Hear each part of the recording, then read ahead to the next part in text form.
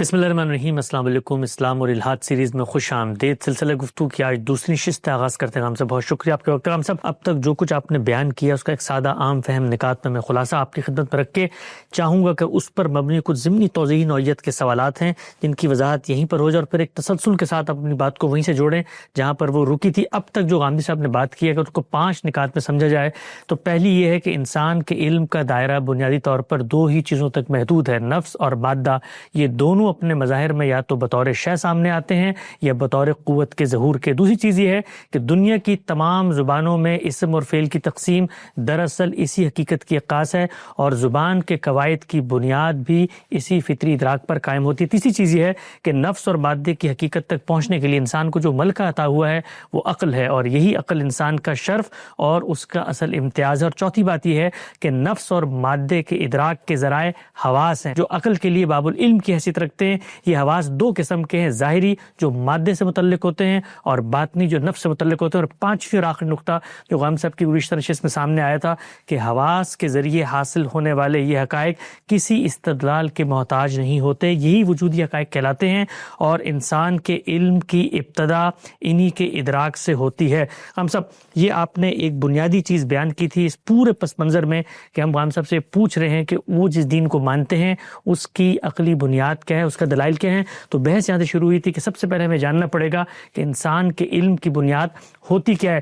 یہ جو غام صاحب آپ نے ابھی تک پیشکش کی ہے اس پہ چند چیزیں میں آپ کی خدمت میں رکھتا ہوں۔ تو ہم سے پہلی چیز یہ سامنے آتی ہے کہ انسان کے علم کا موضوع اگر 2 ہی چیزیں بن سکتی ہیں، نفس اور مادہ، تو اور بھی تو کچھ حقائق ہیں جن پر انسان گفتگو کرتا ہے، وہ اس کے علم میں آتے ہیں، اس کی بنیاد پر وہ فیصلے کرتا ہے۔ مثلا زمان و مکان کی بحث ہے، وقت کی بحث ہے، تو یہ بظاہر تو نہ نفس میں شامل ہوتے ہیں نہ مادے میں شامل ہوتے ہیں، تو پھر ہم نے 2 ہی چیزوں میں انسان کے علم کے موضوع کو بند کیسے کر دیا؟ یہ ان دونوں کے متعلقات ہیں۔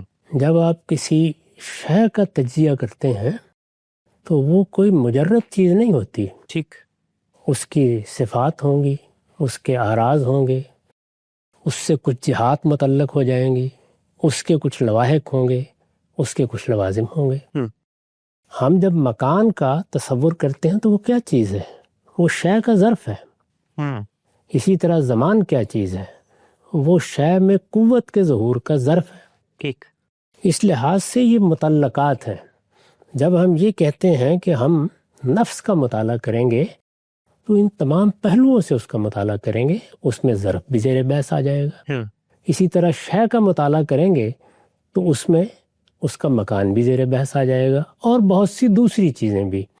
اسی وجہ سے موجودہ زمانے میں جدید علم اب زمان اور مکان دونوں کو ایک بود کی حیثیت سے دیکھتا ہے، ایک ڈائمنشن کی حیثیت سے دیکھتا ہے۔ ٹھیک، چنانچہ جب شے کا مطالعہ کیا جائے گا یا اس کے ساتھ اس میں قوت کا ظہور کا مطالعہ کیا جائے گا تو ایک ایک چیز خود متعلقات کے باب میں بھی موضوع بن جائے گی۔ اچھا، اس سے پیچھے میں یہ تعارف کرا چکا ہوں کہ ان دونوں کے مطالعے سے کتنے علوم پیدا ہو جاتے ہیں۔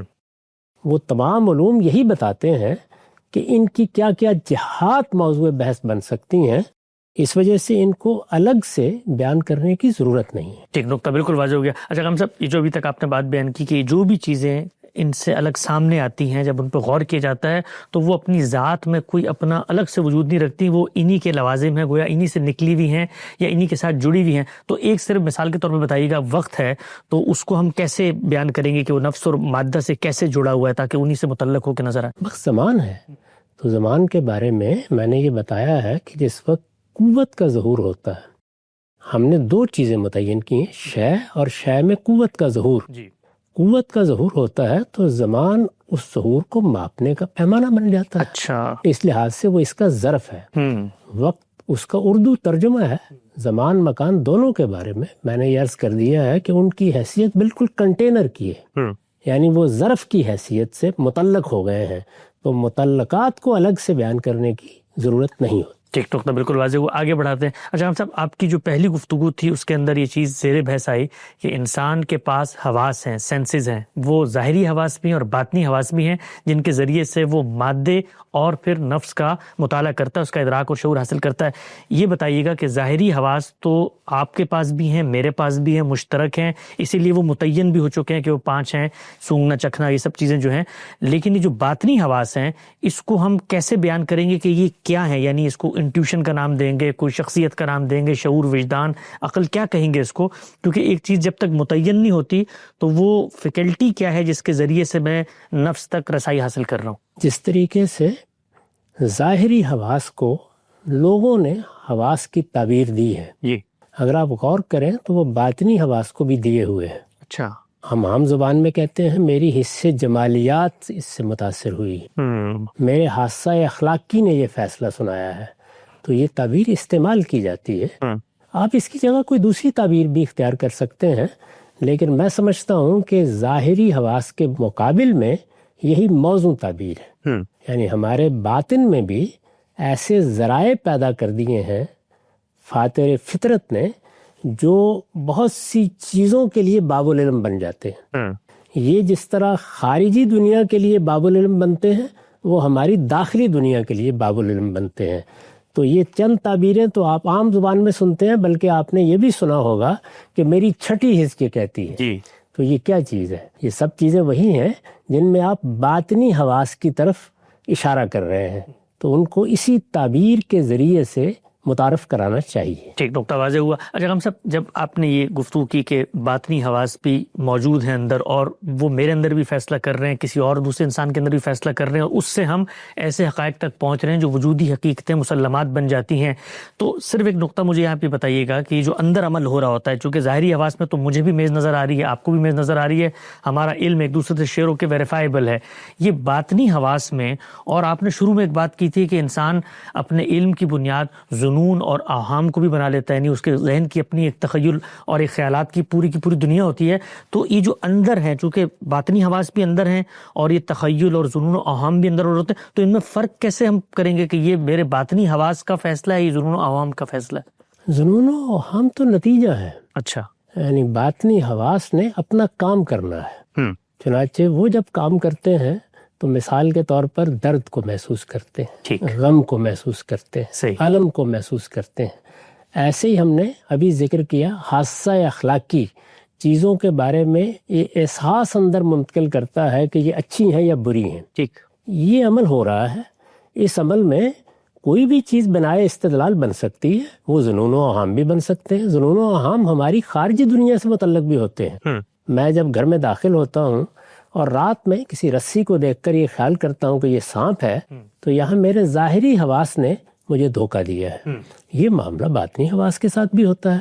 ذریعہ علم زیر بحث ہے. ٹھیک, مجھے بہرحال رات میں رسی کو دیکھنا ہے یا دن میں دیکھنا آنکھوں ہی سے ہے, اور فیصلہ کرنا ہے کہ میں اس کو کیا تعبیر دے رہا ہوں. وہ تعبیر بعض اوقات غلط ہوتی ہے, بعض اوقات صحیح ہوتی ہے.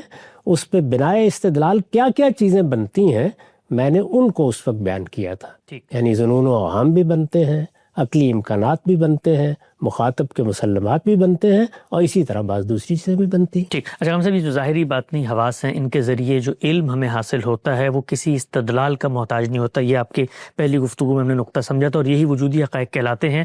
تو اب مثال کے طور پہ کوئی شخص کہہ سکتا ہے نا کہ یہ بات جو آپ نے بھی بتائی ہے کہ ظاہری حواس کے ذریعے حاصل ہونے والا علم وجودی حقیقت ہوتا ہے اور استدلال کا محتاج نہیں ہوتا, تو یہ بات بتانے کے لیے خود آپ کو بھی تو استدلال کرنا پڑا نا. پوری کائنات پہ نظر دوڑائی, وہاں دیکھا کہ علم کا موضوع کیا ہے, نفس اور مادہ ہے, پھر حواس دیکھے کیا کیا ہیں, پھر ان سے کیسے رسائی ہوتی ہے, وہ سب کر کے تو استدلال کا پروسیس تو یہ بات بیان کرنے کے لیے بھی کیا. نہیں, یہاں استدلال نہیں کیا گیا, یہاں چیزوں کی طرف توجہ دلائی گئی ہے. اچھا, ان کی تفہیم کی گئی ہے. ٹھیک, سمجھا گیا ہے اور سمجھایا گیا ہے. یعنی جب میں آپ کو یہ کہتا ہوں کہ ذرا سامنے دیکھیے کیا چیز پڑی ہوئی ہے, یہاں میں کوئی استدلال نہیں کر رہا ہوتا, میں آپ کو آپ کے حواس کی طرف توجہ دلا رہا ہوتا ہوں کہ وہ آپ کے پاس موجود ہے. اور جب آپ یہ دیکھیں گے تو آپ بھی اسی نتیجے پر پہنچیں گے جس پر میں پہنچا ہوں کہ یہ میز ہے, یہ کرسی ہے, یہ آفتاب ہے, یہ کمر ہے, یہ جتنی چیزیں ہیں جو ہمارے لیے وجودی حقائق ہے خارجی دنیا میں، ان کے بارے میں اسی طرح ہم مسلمات تک پہنچ جاتے ہیں۔ میں نے ابتدا میں بنائے استدلال کا تجزیہ کرتے ہوئے کہا تھا مسلمات، علم و عقل کے مسلمات۔ ایک چیز آپ کے علم میں آتی ہے وہ خارجی حواس سے آئے یا داخلی حواس سے، اسی طرح سے میرے علم میں آتی ہے، پھر وہ پوری انسانیت کا اجماع بن جاتی ہے۔ ٹھیک، اجماع کا یہ مطلب نہیں ہوتا کہ کوئی احمق بھی اس سے اختلاف نہیں کرے گا، لیکن مجموعی حیثیت سے وہ ایک واقعہ بن جاتی ہے، اسی کو ہم مسلمات سے تعبیر کرتے ہیں۔ تو جو عمل ہم باہر کر رہے ہیں وہی ہم اندر بھی کرتے ہیں۔ درد، غم، حادثہ اخلاقی کا فتویٰ، حصے جمالیات، اس میں بھی بالکل وہی عمل ہو رہا ہے جو آنکھوں سے دیکھنے یا ہاتھوں سے چھونے کے نتیجے میں ہو رہا ہے۔ نقطہ بالکل واضح ہوا۔ اچھا صاحب، دو چیزیں اور بیان فرمائیے گا۔ یہ جو ہمارے حواس ہیں، ظاہری حواس ہیں، ان کے ذریعے سے ہم کسی چیز کا ادراک حاصل کرتے ہیں، تو کبھی کبھی زندگی میں ایسی مثالیں بھی تو سامنے آتی ہیں ہمارے کہ نظر جو دیکھ رہی ہوتی ہے وہ حقیقت میں نہیں ہوتا، سراب ہمیں نظر آ رہا ہوتا ہے، آنکھ دیکھ کر حکم لگا رہی ہوتی ہے کہ بھئی یہ یہاں پر پانی ہے، قریب جاتے تو نہیں ہوتا۔ تو حواس کی بنیاد پر حاصل ہونے والا علم ہمیشہ وجودی حقیقت بنے گا؟ اس کے لیے کچھ استثناءات تو نکل آتے ہیں، سراب آخر میں جاتے تو کچھ بھی نہیں ہوتا وہاں؟ نہیں، استثناء کا مطلب یہ نہیں ہے، یعنی ہم سب چیزوں کو دیکھ رہے ہیں۔ جب ہم دیکھتے ہیں تو اس میں ایک بہت بڑا حصہ ایسا ہے جس کے بارے میں ہمیں کبھی کوئی شبہ لاحق نہیں ہوتا۔ ٹھیک، جب نہیں لاحق ہوتا تو وہ مسلمات بن جاتے ہیں۔ کچھ چیزوں کے بارے میں ہم شبے میں مبتلا ہوتے ہیں۔ ٹھیک، وہاں کیا ہوتا ہے؟ وہاں ہم یہ محسوس کرتے ہیں کہ ہمارے حواس نے دھوکہ کھایا ہے۔ ٹھیک، یہ کون فیصلہ کرتا ہے؟ وہی عقل جس کا آگے ذکر ہے۔ اچھا، وہ ملکہ ہمیں عطا ہوا ہے جو پھر حواس سے حاصل ہونے والے علم کا تجزیہ کرتی ہے۔ ٹھیک، اس میں ایسا ہو سکتا ہے کہ میں سراب سے دو چار ہو گیا ہوں، آپ نہ ہوئے ہوں، میرے اور آپ کے مابین اختلاف ہوا تو وہ مسلمہ نہیں بنے گا۔ اس کے مسلمہ بننے کا پھر عمل ہوتا ہے، یعنی یہ ایسے ہی نہیں ہو جاتا کہ علم و عقل کے مسلمات کی ایک فہرست چلتے چلتے بن گئی ہے۔ اس میں یہ سارے معاملات ہوئے ہوتے ہیں۔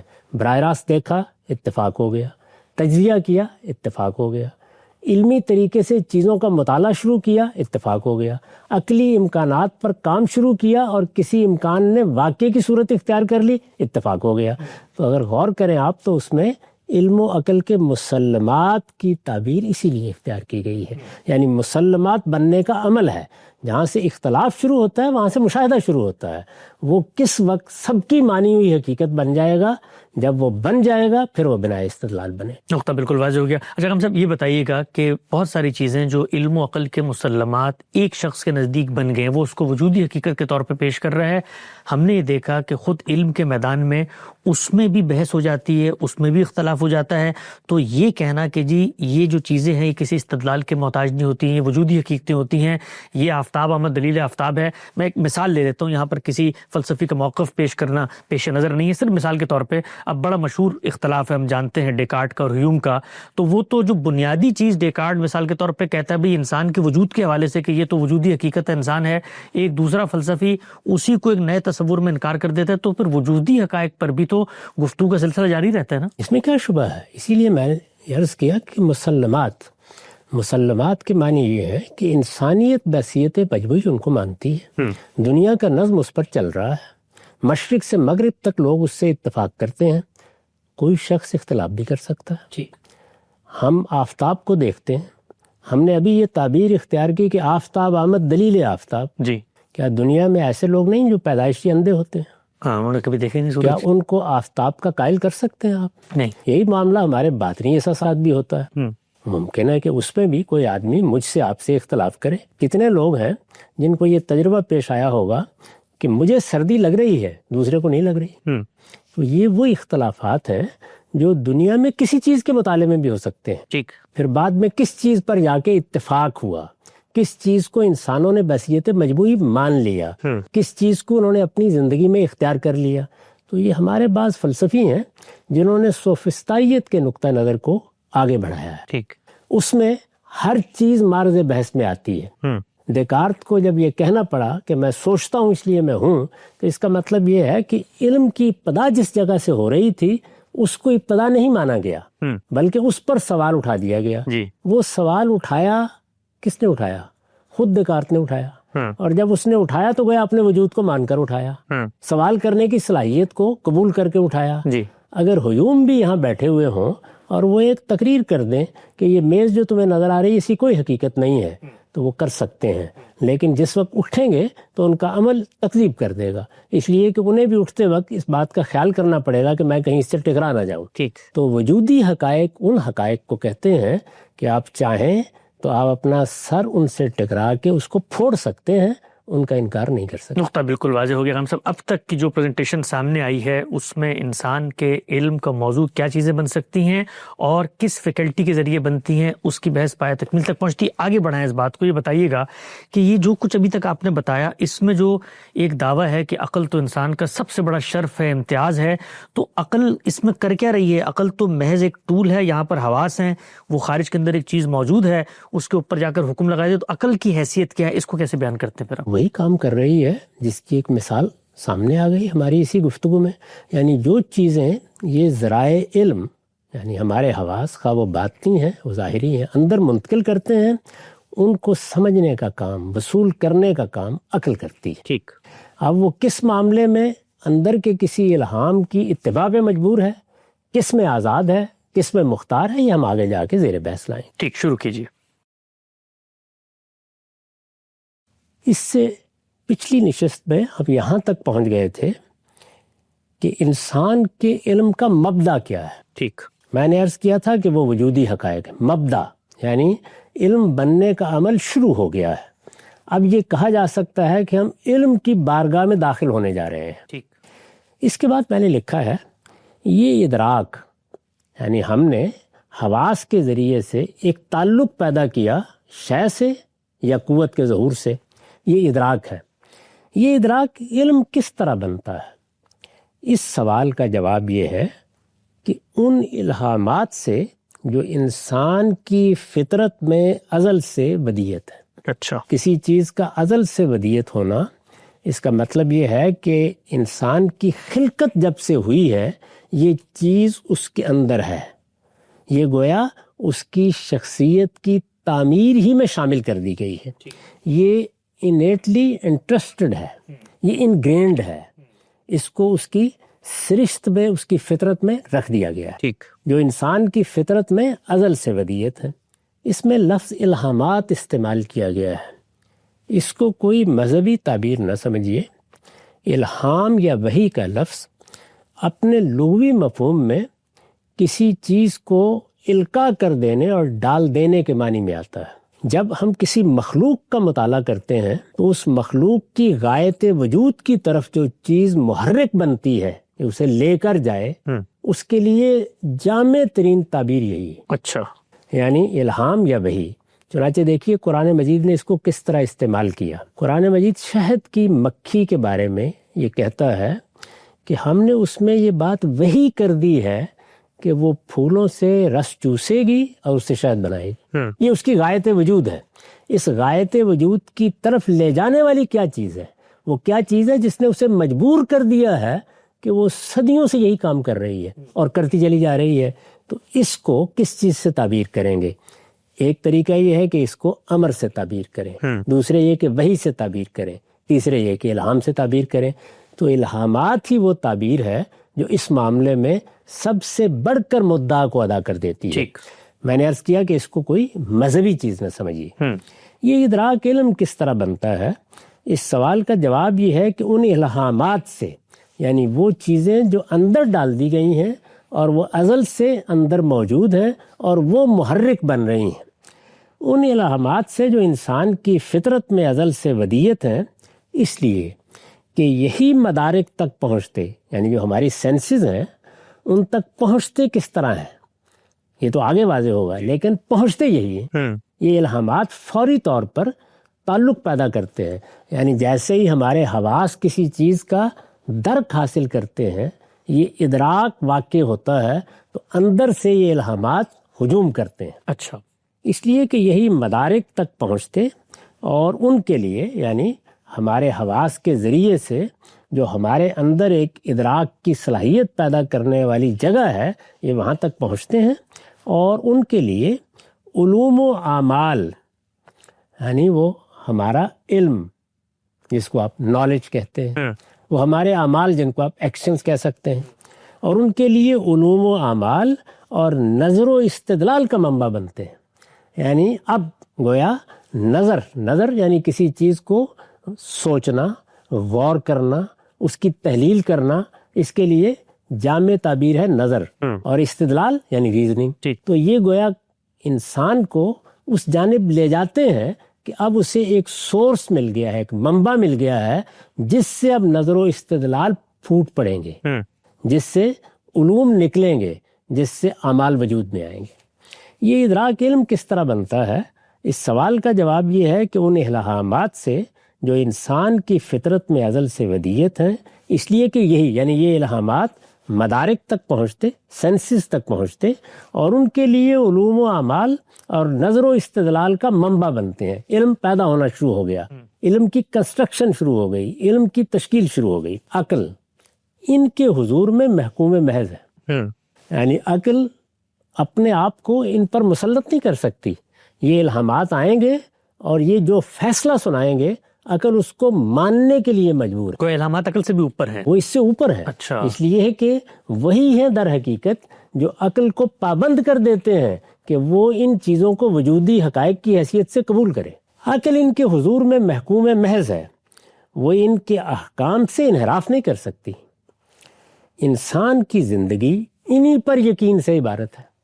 یعنی میری آپ کی زندگی کیا ہے؟ ہمارے خارجی دنیا میں پھیلی ہوئی اشیاء، ان کو ہم حقیقت مانتے ہیں، اس سے زندگی عبارت ہوتی ہے۔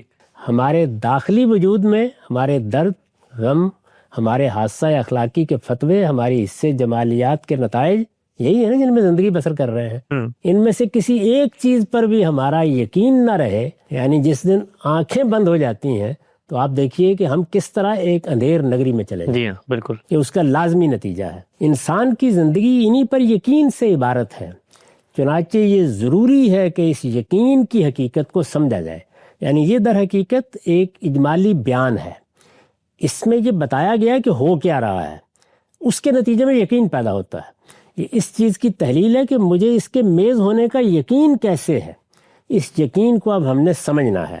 امام حمید الدین فراہی نے اس کے یعنی اس یقین کے پیدا ہونے کے عمل کے، امام حمید الدین فراہی نے اس کے جن مبادی کی طرف توجہ دلائی ہے ان کا خلاصہ درج ذیل۔ یعنی انہوں نے کیا کیا ہے؟ انہوں نے یہ یقین جس طریقے سے پیدا ہو رہا ہے اس عمل کو تحلیل کر کے سمجھایا ہے، اور اسے بعض مبادی کی صورت میں بیان کر دیا ہے۔ یہ میں نے جگہ جگہ سے ان کی آراء کو دیکھ کر اس کی تحلیل کر کے اس کا خلاصہ 7 نکات کی صورت میں ترتیب دے دیا ہے۔ ان میں سے ایک ایک نقطے کو اب ہم سمجھیں گے۔ اچھا غم صاحب، یہ جو بھی آپ 7 نکات بتائیں گے، یہ نکات اصل میں اس پروسیس کو بیان کریں گے کہ جو آپ نے یہ طے کیا تھا کہ ہمارے علم کے موضوعات نفس مادہ ہے، یہ حواس ہیں، 2 فیکلٹیز ہیں، ان سے تعلق قائم کرتی ہیں اور ان سے وجودی حقائق مل جاتے ہیں۔ تو یہ جو پروسیس انٹرنلی ہو رہا ہوتا ہے، ظاہری بات عقل حکم لگاتی ہے، تو یہ ریزننگ کا پروسیس آپ نے فرمایا کہ پہلے سے ایک اور چیز بھی موجود ہے، عقل بھی ہے اور ایک اور چیز بھی ہے جو ازل سے ہماری فطرت میں سرشت میں ودیت ہے، وہ ہیں کچھ الہامات یا کچھ ایسی پری کنسیوڈ نالج ہے جو اندر موجود ہے۔ سو اب آپ جو آگے نکات بتائیں گے وہ یہ بتائیں گے کہ یہ عقل اور وہ جو نالج ہے اس کے ساتھ تعلق پیدا ہونے کے بعد یقین کیسے حاصل ہو جاتا ہے۔ یعنی وہ تعامل اب ہمیں سمجھنا ہے جو ان سب چیزوں میں ہو رہا ہے۔ اچھا، یعنی حواس کچھ چیزوں کے اثرات منتقل کر رہے ہیں، عقل ان کو وصول کر رہی ہے، وہ الہامات آ کے ان کے اندر معنویت پیدا کر رہے ہیں۔ عقل اس معنویت کو قبول کرنے کے لیے محکوم محض ہے۔ ان کے باہمی عمل کے نتیجے میں مجھے یہ یقین حاصل ہو جاتا ہے کہ یہ پانی کا کوزہ ہے۔ اچھا، اس عمل کو اب ہم نے سمجھنا ہے۔ ٹھیک، یعنی یوں سمجھ لیجئے کہ وہ وجودی حقائق جن کو سب مان رہے ہیں، یہاں یہ سمجھنے کی کوشش کی جا رہی ہے کہ وہ وجودی حقائق بنتے کیسے ہیں۔ اچھا، اس کو 7 نکات کی صورت میں ہم نے سمجھانے کی کوشش کی ہے۔ ان میں سے ایک ایک کو لے کر اب میں وضاحت کروں گا۔ پہلا نقطہ، ہر ذی حیات عالم خارجی کا یقین رکھتا ہے۔ اسی کو ہم سمجھنے جا رہے ہیں۔ عالم خارجی یعنی یہ میرے خارج کی دنیا، یہ آفتاب ہے، یہ قمر ہے، یہ نجوم و کواکب ہے، یہ میز ہے، یہ کرسی ہے، یہ آپ بیٹھے ہوئے ہیں، یہ بے شمار انسان ہیں، یہ عالم خارجی ہے۔ ہر ذی حیات عالم خارجی کا یقین رکھتا ہے۔ میں اسی یقین کے ساتھ صبح گھر سے نکلتا ہوں، اسی یقین کے ساتھ آپ کے ساتھ بات کر رہا ہوں، اسی یقین کے ساتھ اطمینان سے آ کے اس کرسی پر بیٹھ گیا ہوں۔ ہر ذی حیات عالم خارجی کا یقین رکھتا ہے۔ عالم خارجی یعنی ایکسٹرنل ورلڈ۔ ٹھیک، اس میں شبہ نہیں کہ اس یقین کا ظہور حسی علم کے بعد ہی ہوتا ہے۔ یعنی میز کو دیکھنے کے بعد ہی میں یہ یقین حاصل کرتا ہوں کہ یہ میز ہے اور آ کر اس کے پاس بیٹھ جاتا ہوں۔ ٹھیک، یعنی یقین کا ظہور ہوا ہے لیکن حسی علم کے بعد ہوا ہے۔ پہلے ہاتھ لگایا ہے میں نے آنکھ کو۔ اس میں شبہ نہیں کہ اس یقین کا ظہور حسی علم یعنی ہمارا جو سینسری نالج ہے حسی علم کے بعد ہی ہوتا ہے، لیکن کیا مجرد احساس اس کا باعث بن جاتا ہے؟ یعنی میرے حواس کا جو تعلق پیدا ہوتا ہے اس سے احساس منتقل ہوتا ہے، تو کیا وہ احساس پورا علم بن جاتا ہے؟ لیکن کیا مجرد احساس اس کا باعث بن جاتا ہے؟ حقیقت یہ ہے کہ ایسا نہیں ہے۔ اچھا، اب ہم تحلیل کریں گے۔ جی، مثال کے طور پر دیکھیے، ہم جب کسی جسم کو چھوتے ہیں، میں نے اس میز پر اپنا ہاتھ رکھا تو یہ چھونے کا عمل ہو گیا۔ مثال کے طور پر دیکھیے، ہم جب کسی جسم کو چھوتے ہیں تو ہمارا احساس یعنی یہ چھونے کا احساس، تو ہمارا احساس محض ایک حالت ہوتی ہے جو حادثہ انسانی پر طاری ہو جاتی ہے۔ ٹھیک، یعنی ہماری جو سینس فیکلٹی ہے اس پر ایک احساس طاری ہوتا ہے، یہ ایک حسی نوعیت کا تجربہ ہے جس سے ہم گزر جاتے ہیں۔ ٹھیک، ہم جب کسی جسم کو چھوتے ہیں تو ہمارا احساس محض ایک حالت ہوتی ہے جو حادثہ انسانی پر طاری ہو جاتی ہے۔ اس کے ساتھ یعنی یہ جو حالت طاری ہوئی ہے اس کے ساتھ اگر ایک حاکم نہ ہو جو حکم لگائے کہ اس اثر کے لیے ایک مؤثر ہے، یعنی جیسے ہی یہ احساس منتقل ہوا ہے، حادثہ انسانی سے اس کا تعلق پیدا ہوا ہے، تو اب یہ کیا تھا؟ اثر۔ فوری طور پر کسی نے آ کے یہ بتایا ہے کہ یہ اثر مؤثر کے بغیر نہیں ہو سکتا، تو میں اس کو چھوتا ہوں اور جیسے یہ احساس منتقل ہوتا ہے تو فوراً میری آنکھیں اس کو دیکھنا شروع کر دیتی ہیں۔ یعنی اب میں کہاں پہنچا؟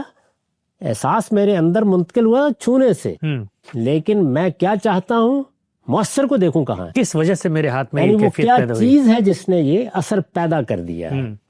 اس کے ساتھ اگر ایک حاکم نہ ہو جو حکم لگائے کہ اس اثر کے لیے یعنی اس ایفیکٹ کے لیے ایک مؤثر ہے، ایک ایفیکٹر ہے، تو ممکن نہیں کہ اپنے خارج میں ہم کسی چیز کا یقین حاصل کر سکیں۔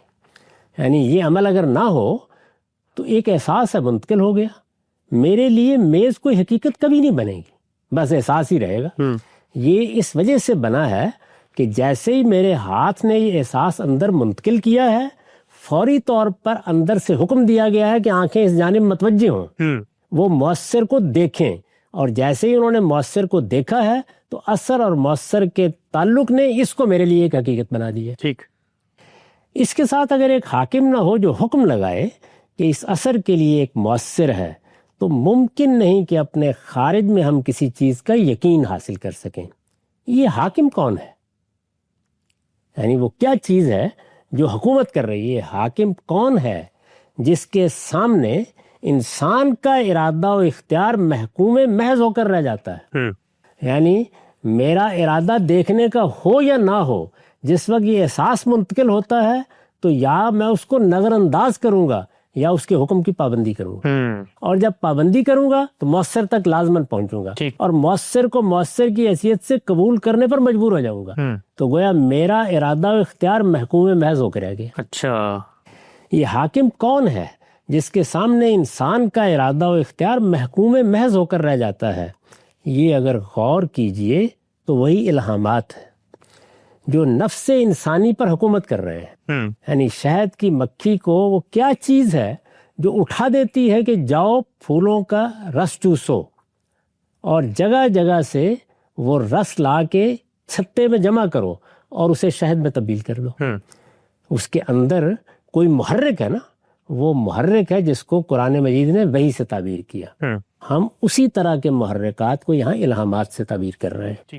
یہ اگر غور کیجئے تو وہی الہامات ہیں یعنی انیٹ ریولیشنز ہیں، ہمارے باطن میں وہ موجود ہیں جو نفس انسانی پر حکومت کر رہے ہیں۔ چنانچہ کسی چیز کو چھونے کے بعد جو احساس منتقل ہوتا ہے اسی کے ساتھ ایک نوعیت کا فطری استدلال بھی وجود میں آتا ہے۔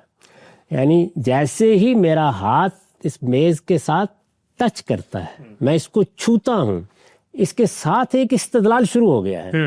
وہ استدلال کیا ہے؟ جو ہمیں اثر سے مؤثر تک پہنچا دیتا ہے۔ یعنی اثر مؤثر کے بغیر نہیں ہو سکتا۔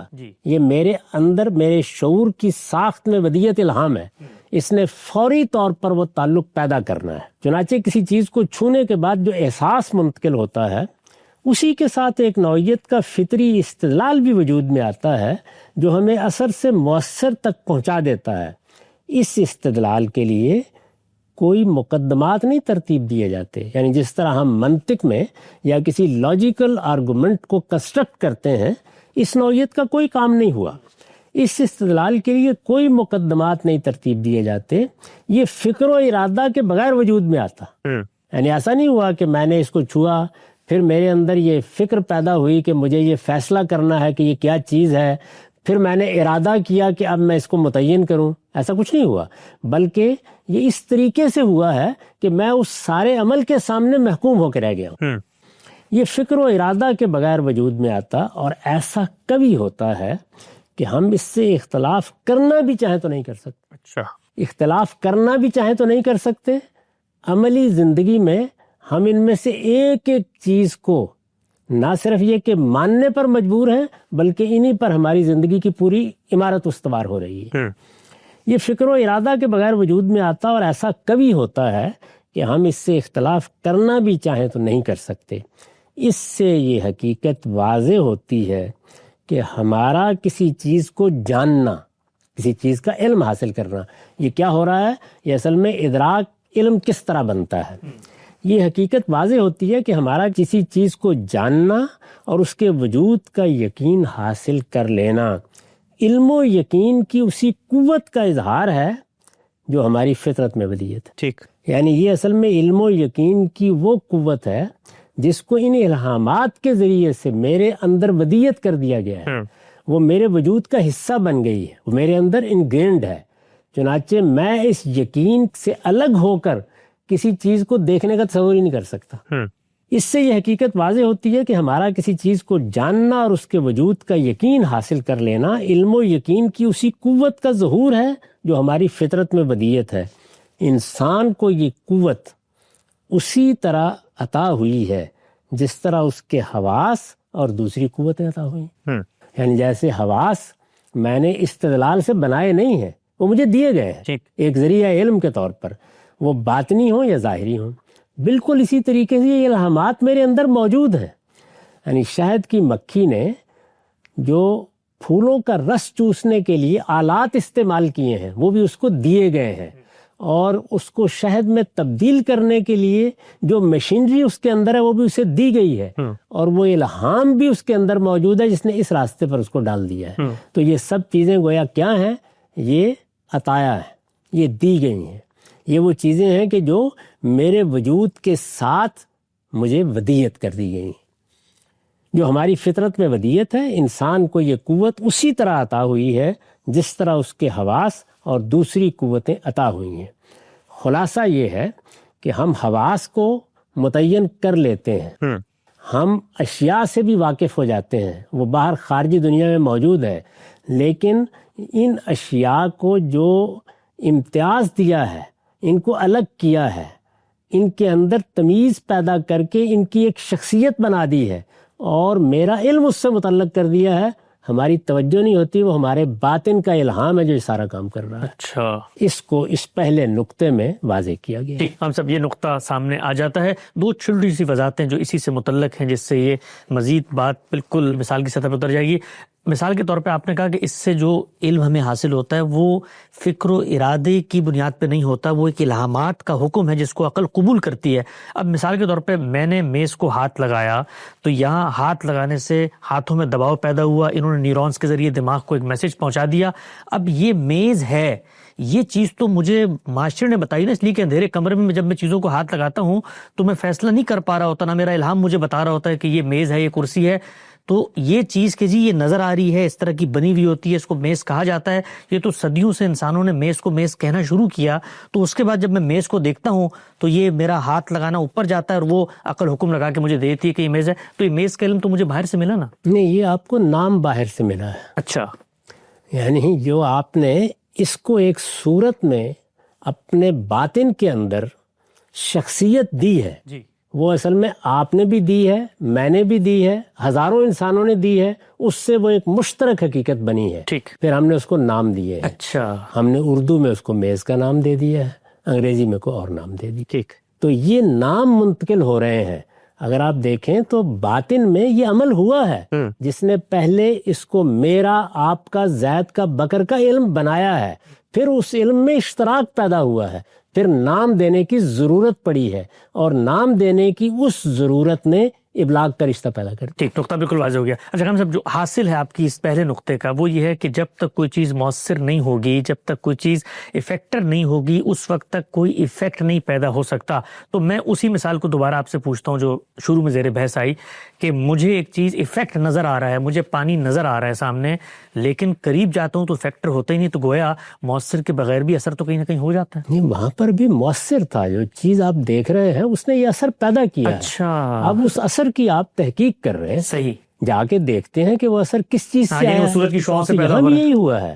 یعنی میرے ہاتھوں نے ایک احساس منتقل کیا ہے، فوراً میری آنکھیں متوجہ ہوئی ہیں. اس کے بعد میرے باطن میں جو تصویر ہے اس تصویر کے ساتھ اشتراک پیدا ہوا ہے، اور اب اندر سے ایک حکم لگا ہے کہ یہ میز ہے. ٹھیک، نقطہ بالکل واضح ہو گیا. غامدی صاحب سے ہم سمجھ رہے ہیں کہ وہ 7 نکات کیا ہیں جو اس پورے پروسیس کو سمجھاتے ہیں کہ جس طرح ہمارے حواس کام کرتے ہیں اور وہ یقین کی منزل تک پہنچ جاتے ہیں. پہلا نقطہ زیر بحث آیا. مزید نکات کے اگلی نشست میں زیر بحث آئیں گے. وقت یہاں پہ ختم ہوتا ہے. دوبارہ حاضر خدمت ہوں گے. اب تک آپ کو بہت شکریہ.